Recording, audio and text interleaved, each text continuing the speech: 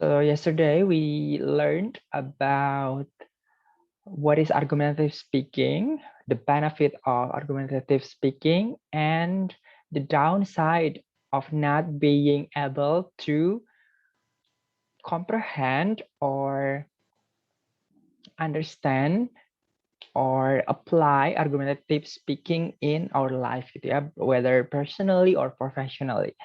Today we are going to learn about the method and the structure of effective argumentative speaking. Jadi kita akan belajar tentang retorik and persuasif. Apa itu retorik? Jadi retorik itu adalah seperti metodenya gitu ya, metode dalam argumentative speaking, berbicara dengan argumen. Jadi retorik ini kita sudah bahas kemarin kalau berbicara gitu ya, terutama ketika melibatkan orang lain, lawan bicara yang bukan dari lingkungan sehari-hari kita gitu ya. It's an art form, adalah bentuk karya seni gitu ya. Sehingga perlu disampaikan atau dikonsepkan sedemikian rupa gitu ya. Tidak hanya asal ngomong saja, tidak hanya asal buka mulut saja gitu ya. Di retorik adalah seni berkomunikasi secara lisan yang dilakukan oleh seseorang kepada banyak orang sekaligus. So in a way, it's public speaking gitu ya, atau retorik juga biasa disebut pidato. Speech. Speech di sini speech yang di depan umum gitu ya. Jadi dari satu orang berbicara kepada yang mendengarkan itu banyak gitu ya. Nah, di zaman dulu kalau pidato ya pendengarnya itu harus in the same place at the same time gitu ya. Kalau sekarang hampir semua jenis seperti saya ini yang saya lakukan gitu ya, atau ketika kalian membuat video untuk di YouTube atau di Instagram itu juga nantinya kan akan disaksikan oleh banyak orang gitu ya. So jenis-jenis berbicara dengan medium seperti itu juga bisa disebut retorik gitu ya, atau public speaking. Jadi retorika adalah teknik pembujuk rayuan untuk menghasilkan bujukan gitu. Jadi sebenarnya tetapi jangan sampai orang itu merasa ketika mereka sedang dibujuk gitu ya. Nanti contoh-contohnya apa saja akan saya jelaskan. Jadi sebenarnya retorik itu seperti memanipulasi gitu ya orang yang mendengarkan pembicaraan kita. Jadi ada sifatnya itu transaksional, di situ ada saling tukar gitu ya, ada imbal balik, lambang simbol lambang di sini adalah simbol itu ya simbol suara gitu ya, karena suara huruf yang membentuk kata gitu ya, membentuk kalimat, paragraf itu sebenarnya adalah simbol kalau kita pelajari lebih lanjut nanti. Jadi retorik ini akan membantu mengidentifikasi pembicara dengan pendengar gitu ya. Nah, ini pendapatnya Plato. Jadi sebenarnya teknik atau metode ini sudah ada sejak zaman Yunani dulu gitu ya. Tapi karena masih relevan dan tetap diaplikasikan untuk kehidupan sampai sekarang ini gitu ya. Lalu berikutnya tipe retorik, ini ada 3 gitu ya. Tipe retorik itu yang pertama adalah demonstratif, jadi si pembicara ini mendemonstrasikan gitu ya. Ini fokus pada wacana yang memuji dengan tujuan memperkuat sifat baik atau sifat buruk seseorang atau lembaga maupun gagasan gitu ya. Jadi mendemonstrasikan strength gitu ya, demonstrating strength, kebaikan dari seseorang atau institusi gitu ya. Ini contohnya adalah ketika wawancara. Jadi ketika wawancara kerja gitu ya. Ketika wawancara kerja, you are promoting yourself gitu ya. Nanti si interviewer atau HR, human resource dari perusahaan itu akan menanyakan kita ini orang yang seperti apa gitu ya. Nah, we are going to be asked to describe ourselves. Kita akan diminta untuk mendeskripsikan diri sendiri. Nah, di situ berarti kita harus menjual, meyakinkan si pewawancara tersebut kalau kita adalah orang yang kompeten untuk diterima di perusahaannya gitu ya. Lalu tipe retorik berikutnya adalah retorika deliberatif. Jadi ini sama juga menjelaskan gitu ya. Deliberate atau menjelaskan secara rinci gitu ya. Jadi memfokuskan pada apa yang akan terjadi di kemudian hari apabila tindakan atau kebijakan diambil atau diterapkan sekarang gitu ya. Nah, ini contohnya adalah ketika kampanye. Kampanye pemilu contohnya gitu ya, kampanye pemilu, you are asking to be elected kalian kan meminta untuk dipilih oleh warga gitu ya, oleh masyarakat, oleh penduduk. Nah, itu kalian mempromosikan diri sendiri, berarti kan ini kan contohnya gitu ya, kalau ketika wawancara itu kita menjabarkan diri kita sendiri yang sekarang kita tahu gitu ya, karena kan belum tentu ketika kita diterima bekerja itu kita sudah tahu job description-nya akan seperti apa gitu ya. Tetapi ketika kampanye itu kita projecting to the future, kita melihat ke masa depan gitu ya. Jadi kalau saya dipilih menjadi anggota DPR di Yogyakarta DIY gitu ya, saya akan mengatasi kemiskinan, saya akan memberantas buta huruf gitu ya, seperti itu. Jadi pendengar itu akan mengambil keputusan. Nah, kalau keputusan yang akan diambil pendengar itu dijelaskan gitu ya, dijelaskan oleh si pembicara. Lalu tipe retorik berikutnya adalah forensik. Ini memfokuskan pada sifat yuridis dan berfokus pada apa yang terjadi pada masa lalu untuk menunjukkan bersalah atau tidaknya, pertanggungjawaban atau ganjaran. Ini contohnya adalah pengacara gitu ya. Pengacara juga sebenarnya ketika dia berbicara di ruang sidang, itu dia mencoba meyakinkan hakim, jaksa, penuntut dan lain-lain gitu ya. Kalau di Amerika itu kan sistem hukumnya ada juri gitu ya. Jadi ada yang menentukan bersalah atau tidaknya itu ya ada hakim tetap, tapi yang menentukan bersalah atau tidaknya adalah sekumpulan orang. Jadi di Amerika itu ada namanya juri duty. Jadi setiap minimal gitu ya selama kita hidup gitu kita punya kewajiban seperti wajib militer di Korea Selatan gitu ya. Juri duty ini kita wajib untuk menjadi juri di sebuah persidangan menentukan bersalah atau tidaknya seorang tersangka di dalam satu kasus gitu ya. Nah, si pengacara ini tujuannya adalah untuk meyakinkan para juri, hakim, jaksa, penuntut umum kalau baik itu orang yang dia bela gitu ya, tersangka yang dia bela ataupun yang penuntut korban gitu ya, dilihat dulu dari mana di sisi mana dia advocating gitu ya, dia membela hukumnya.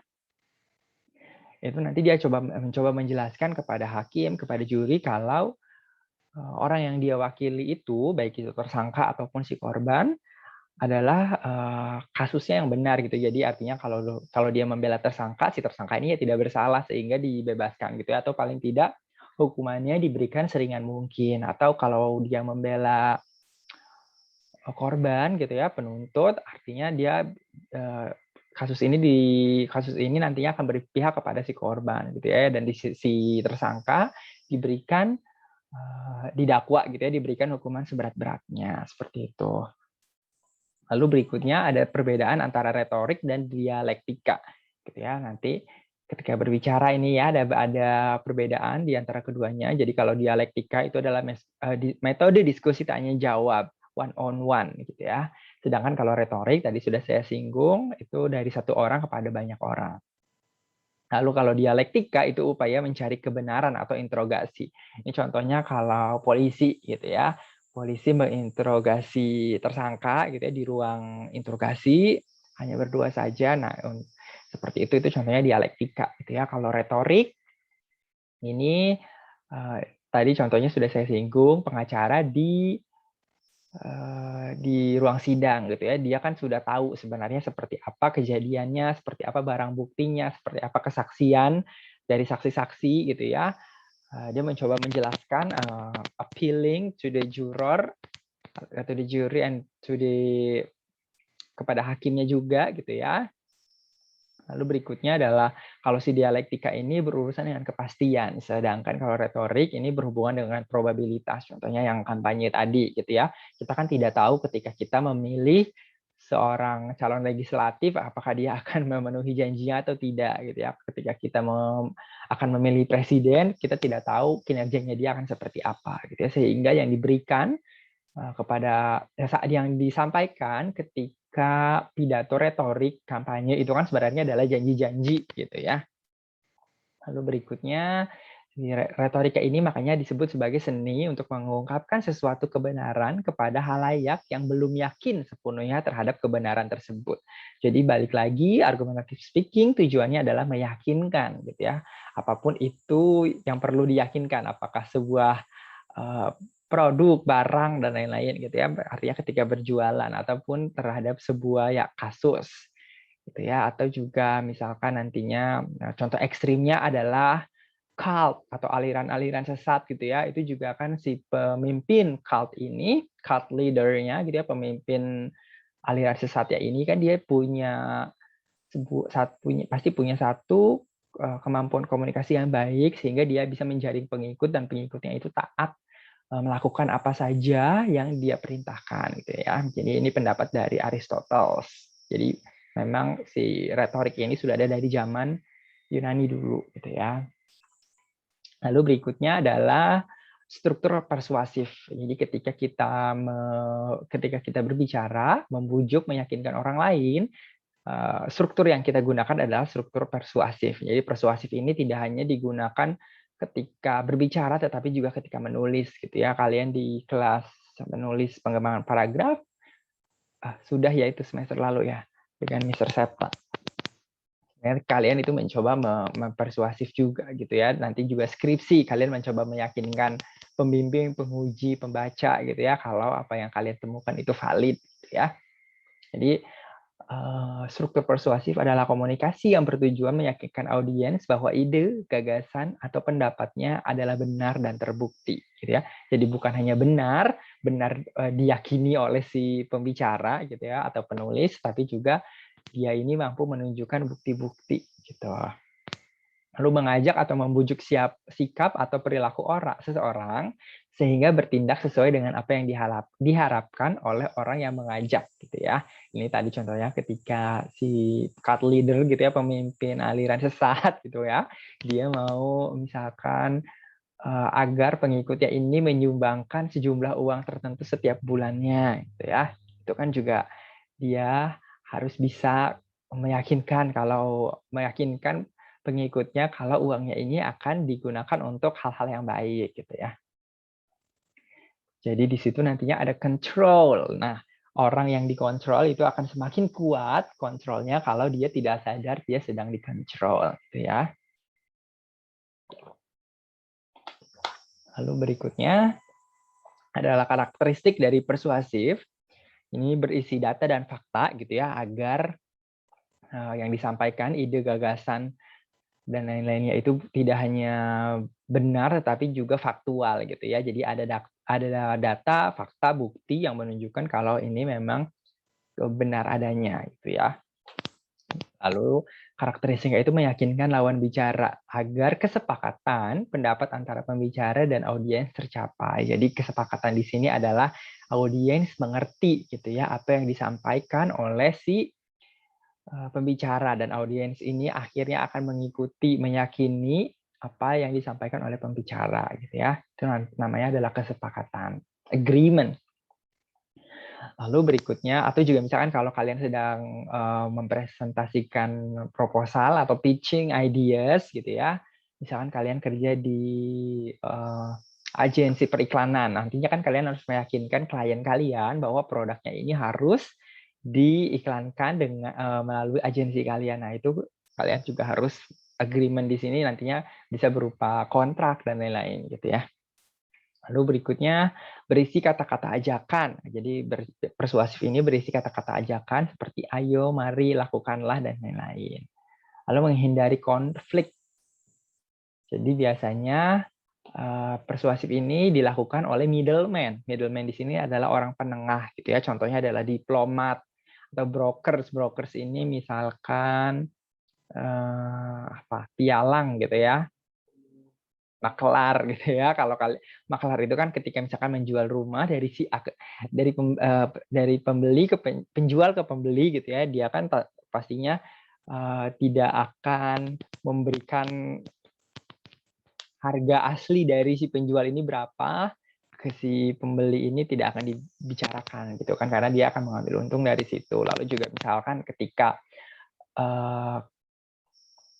ada orang yang berseteru gitu ya, misalkan pemimpin perusahaan A dengan pemimpin perusahaan B, mereka ini saingan, lalu ada tetapi biasanya tetap ada PR atau public relation yang berhubungan, contohnya Apple dengan Samsung gitu ya, mereka suka saling sindir di iklan, saling tuntut di iklan atau tentang iklannya gitu ya, tetapi sebenarnya si Apple sendiri beli layar untuk untuk komponen handphonenya sendiri dari Samsung gitu ya, jadi sebenarnya tetap ada. Nah, orang-orang yang menjembatani antara dua institusi, dua orang ini gitu ya, tidak seharusnya atau tidak boleh menceritakan segamblang-gamblangnya gitu ya. Artinya adalah ketika kamu menjadi diplomat, ketika dikirim ke sebuah negara gitu ya, misalkan pemimpin negara di negara yang kamu ditempatkan gitu ya, misalkan di Kanada, si Perdana Menteri Kanada ini menjelek-jelekan Presiden Indonesia, kayak kalian tidak perlu membicarakan itu, nanti bisa konflik gitu ya antara Kanada dan Indonesia. Jadi di sini nantinya ada smoothing edges, jadi memperhalus gitu ya. Ketika kalian menyampaikan pesan dari A ke B, pesannya itu menyakitkan, kalian rasa akan menyakitkan hati si penerima gitu ya, ya kalian harus menghaluskan isi pesan itu gitu ya, menghaluskan pilihan kata dalam penyampaiannya, mungkin nanti pesannya tetap sama gitu ya, tetapi bahasa yang digunakan lebih halus. Lalu berikutnya adalah ketika persuasif ini tadi ya saya bilang, semakin tidak sadar orang itu sedang diyakinkan, semakin powerful, semakin kuat gitu ya. Ini nantinya ada dua metode gitu ya, tersurat dan tersirat. Tersurat ini adalah penyampaian ajakan secara langsung, jadi jelas gitu ya. Ketika kalian misalkan menulis itu ya dituliskan apa yang dimaksudkan. Ini kalau dalam karya sastra itu biasanya novel gitu ya, bahasanya lugas. Lalu ada lagi metode tersirat, ini lebih tersembunyi gitu ya. Ini biasanya dalam karya sastra itu puisi gitu ya. Jadi pilihan katanya dibuat berbunga-bunga menggunakan majas dan lain-lain. Jadi tidak secara langsung disampaikan apa yang ingin kita yakinkan, itu tidak langsung disampaikan secara gamblang gitu ya. Lalu metode tersurat ini berbicara secara persuasif menggunakan kata-kata yang dapat ketahui langsung bahwa itu bertujuan untuk melakukan sesuatu. Jadi pembicara ini mencoba menggiring si pendengarnya gitu ya untuk melakukan sesuatu. Kata yang sering dipakai misalnya sebaiknya, seharusnya, jangan, hindarilah dan lain-lain. Saya buat seperti ini saja. Jadi kata-kata yang biasa dipakai itu biasanya sebaiknya.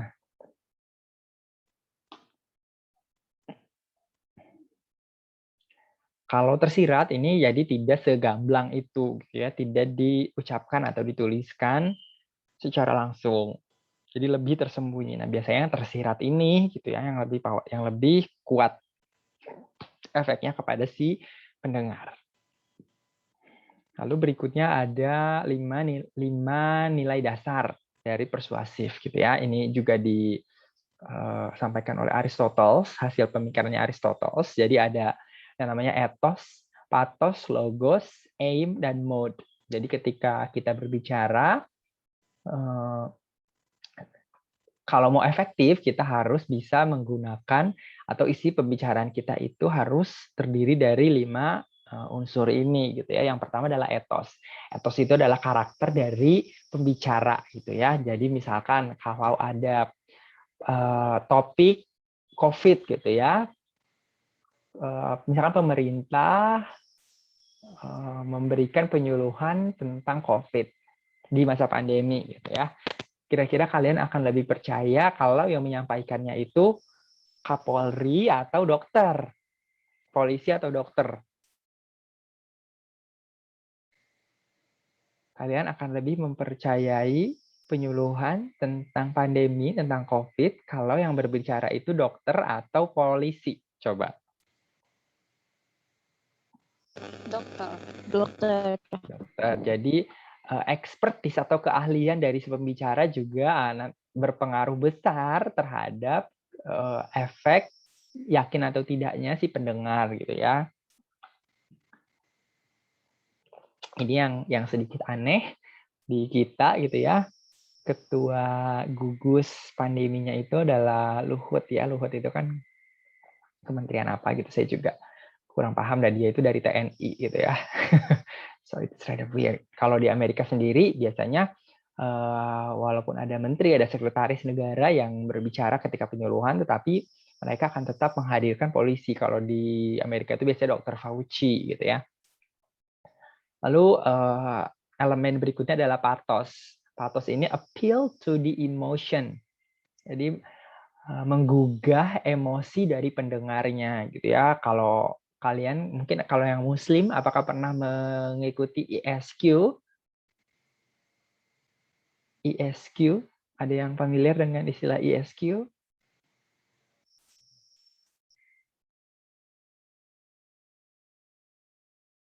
ISQ itu adalah seperti workshop gitu ya, memotivasi, tujuannya untuk memotivasi, tetapi menggunakan cerita-cerita sedih gitu ya. Jadi ketika acaranya kalian akan diberikan ilustrasi berupa narasi gitu ya, diceritakan bagaimana kalau kalian pulang lalu di sana sudah berkumpul para tetangga, di ruang tamu terdapat kasur yang digelar dan di situ ada ibu atau bapak kalian terbujur kaku gitu ya, artinya ada orang tua kita meninggal gitu ya. Nanti ini efeknya adalah memotivasi tetapi dengan cerita sedih, sehingga ketika cerita narasi tersebut disampaikan, pendengarnya ini pada menangis gitu ya. Dari tangisan ini, dari perasaan yang tersentuh ini diharapkan mereka bisa berubah, jadi belajar dengan sungguh-sungguh. Saya sendiri pernah mengikuti ketika pertama kali menjadi mahasiswa S1 gitu ya. Jadi mungkin nanti biar ketika kuliah itu belajarnya sungguh-sungguh gitu ya. Ini nanti juga banyak misalkan kalau di acara TV itu kan banyak juga program-program yang menampilkan misalkan cerita seperti acara tolong gitu ya, atau bedah rumah. Nah, itu kan juga mencoba menggugah emosi dari penontonnya gitu ya, dengan menampilkan cerita-cerita sedih. Lalu elemen berikutnya adalah logos. Jadi ini adalah data gitu ya, data, bukti, reason, logical argument. Jadi argumentasi yang kita sampaikan itu harus memiliki alasan dan logik, jadi masuk akal gitu ya. Kalau misalkan kemarin kita di akhir perkuliahan kemarin, saya tidak suka makan durian gitu ya. Contohnya, kita mencoba memberitahu teman gitu ya agar jangan makan durian. Jangan makan durian. Nah, teman ini pasti akan bertanya kenapa? Karena saya nggak suka gitu. Itu alasan memang, but that's personal reason. Jadi tidak orang tidak akan tergugah, ya kamu yang nggak suka, aku mah siapa tahu suka gitu ya. Orang kan berbeda-beda. Ini juga nantinya ketika kalian menulis skripsi, kenapa kalian memilih objek tertentu, kenapa tertarik kepada topik tertentu. Nah, nanti ini biasanya di bab 1 ya, di background kalian tidak bisa menuliskan karena saya tertarik atas ini karena saya suka si ini gitu ya. Saya mengidolakan karakternya atau saya mengidolakan pemeran filmnya gitu ya. Tidak bisa seperti itu gitu ya. Harus ada alasan masuk akal, alasan akademis di situ. Alasan yang logik gitu ya, bisa dirunut. Jadi ketika menyampaikan alasan pun tidak bisa langsung loncat gitu ya. Tadi saat semalam saya nonton dokumenter gitu ya, kenapa moose, jadi moose itu seperti rusa gitu ya, seperti rusa atau banteng di daerah Minnesota. Minnesota itu negara bagian di Amerika Serikat yang berbatasan dengan Kanada. Nah, si moose ini semakin punah gitu ya. Ternyata kenapa? Jadi moose ini memang sering dijadikan objek buruan gitu ya, hunting for fun. Jadi orang kan kalau dia di orang Inggris gitu ya, orang Inggris juga sama, orang Amerika itu sering hunting atau berburu itu for fun gitu ya. Kalau orang Rusia mungkin terkenalnya berburu beruang gitu ya. Kalau di daerah Minnesota ini yang jadi buruan adalah moose gitu ya, karena dia tanduknya kan bagus ya, bisa jadi pajangan. si mus ini semakin angkanya semakin berkurang. Lalu kenapa gitu ya? Kalau yang pertama ditampilkan itu adalah kemungkinan karena perburuan gitu ya. Perburuan untuk rekreasi. Tetapi ternyata bukan itu penyebabnya. Ternyata mus ini punah karena ketika mungkin kalau kita begitu diceritakan alasannya ini gitu ya, kita tidak akan langsung mempercayai. Jadi mus ini dibilang punah karena global warming. Apa urusannya gitu kan? Dia kan hanya semacam semacam rusa gitu ya. Semacam rusa, semacam kambing gitu ya. Apa urusannya dengan global warming? Tapi ternyata ketika dirunut gitu ya. Nah, ini pentingnya juga logical itu bukan hanya masuk akal tetapi juga runutnya gitu ya. Jadi si global warming ini Minnesota-nya itu di area yang Joseph keluar jadi zoom. Minnesota-nya itu daerah yang lebih sering daerah iklim dingin gitu ya. Jadi sepanjang tahun itu lebih banyak saljunya. Kalau global warming, suhunya ini kan semakin memanas. Nah, jadi hewan-hewan lain yang dari sekitar itu pada datang ke daerah Minnesota ini. Salah satunya adalah rusa. Rusa itu di dalam badannya, ke dalam kupingnya itu ya dia punya satu cacing. Cacing ini kalau di rusa tidak membunuh, tetapi ketika pindah ke si mus ini dia akan membunuh musnya. Si cacing ini membunuh musnya itu nanti lama-lama mati karena cacing gitu ya.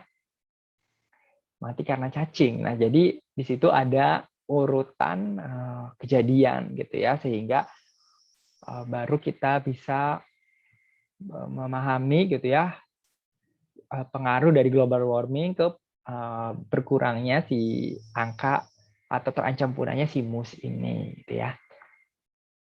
Lalu elemen berikutnya adalah aim atau tujuan. Tujuan dari kita berbicara ini apa? Jadi harus kita tentukan gitu ya. Kalau kita mau menjual produk, kalau kita adalah seorang sales marketing, nah, jadi kita harus menjual produk gitu ya. Kalau kita pengacara ya kita harus meyakinkan hakim, jaksa, juri kalau orang yang kita bela baik tersangka atau korbannya itu adalah mereka menceritakan yang benar gitu ya. Lalu yang berikutnya adalah mode.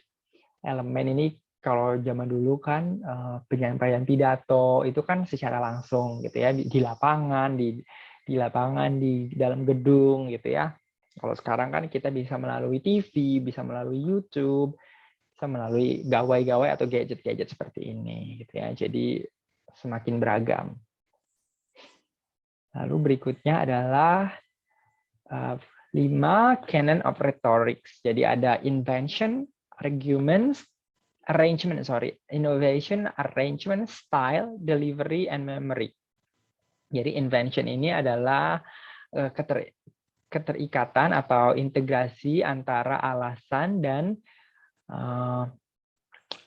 argumen gitu ya, pendapat dan alasan. Jadi harus saling mendukung gitu ya, harus saling mendukung. Tidak boleh ternyata ketika kita berbicara alasan dan argumen kita dan alasan yang kita sampaikan itu malah kontradiktif atau bertolak belakang. Itu tidak boleh seperti itu.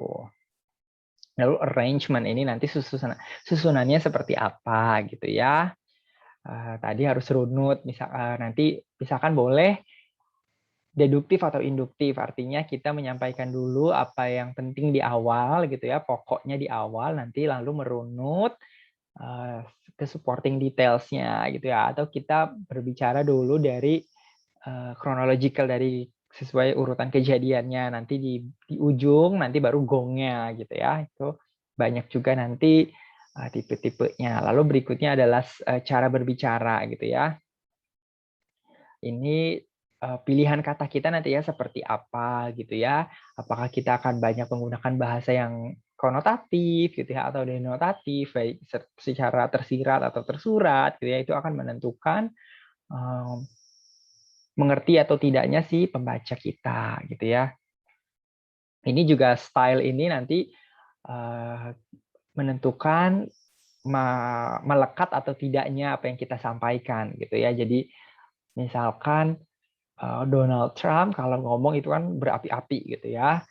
It feels like he's full of hate gitu ya, seperti penuh kebencian gitu ya, dengan bibirnya yang itu kan berbeda sekali dengan Obama. Obama itu lebih cool, calm, and collected gitu ya, lebih tenang gitu ya, sehingga terlihat juga dari pendukungnya gitu ya, pendukungnya Donald Trump lebih agresif gitu kan. Itu nanti bisa kita tentukan gaya seperti apa yang ingin kita gunakan gitu ya ketika berbicara. Ada yang misalkan seperti Vicky Prasetyo gitu ya, itu kan dia bahasanya ngawur, itu ya sebenarnya adalah style yang dia gunakan. Ada yang uh, ada yang tegas seperti Najwa gitu ya. Najwa Shihab itu kan tegas, tetapi dia sering juga sebenarnya menggunakan metafor-metafor. Pilihan-pilihan katanya juga unik gitu ya, kata-kata yang jarang digunakan seperti itu. Lalu berikutnya delivery, presentation of a speech.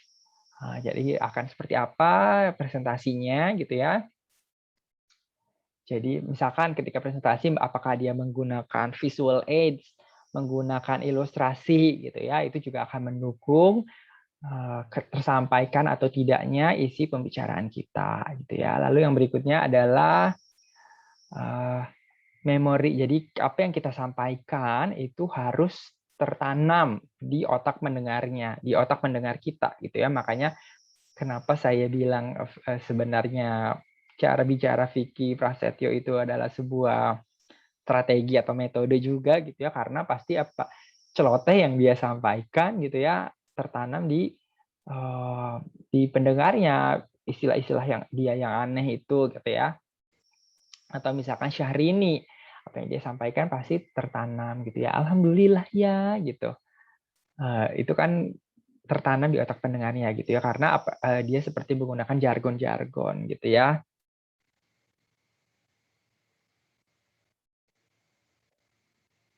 Jadi kita harus tahu apa yang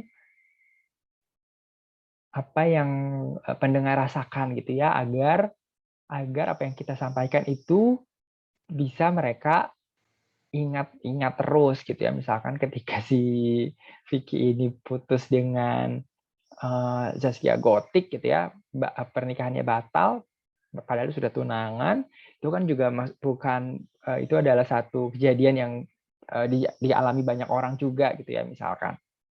Jadi ketika dia berbicara menceloteh tentang pengalamannya dia, ya banyak orang yang relate gitu ya terhadap apa yang dia sampaikan gitu. We have less than 2 minutes, but we still have like 10 slide gitu ya. Akan kita lanjutkan minggu depan. Apakah ada pertanyaan sampai di sini? Tidak ada, Sir. Semoga bisa dimengerti ya. Kalau saya berbicara, if I speak too fast, please interrupt me. Kalau saya berbicara terlalu cepat, silakan interupsi gitu ya.